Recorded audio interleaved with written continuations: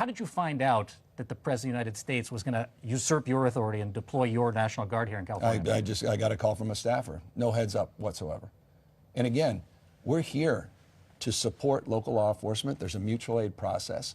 Local law enforcement had no needs. They were not requesting any additional resources. I've got 100 now. I have 175 CHP officers, technically trained officers, tactical teams, to address Donald Trump's mess.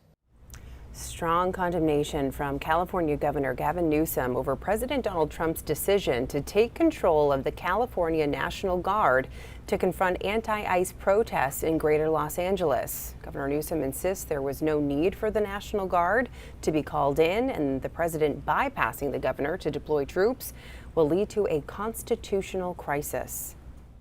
Stephen Miller, other people have used the word insurrection about the activity on the streets of Los Angeles. Yeah, this is just, they're trying to incite violence. They're trying to impose the kind of rhetoric that only makes the conditions worse, that quite literally put people's lives at risk. And they're intentionally and knowingly doing that.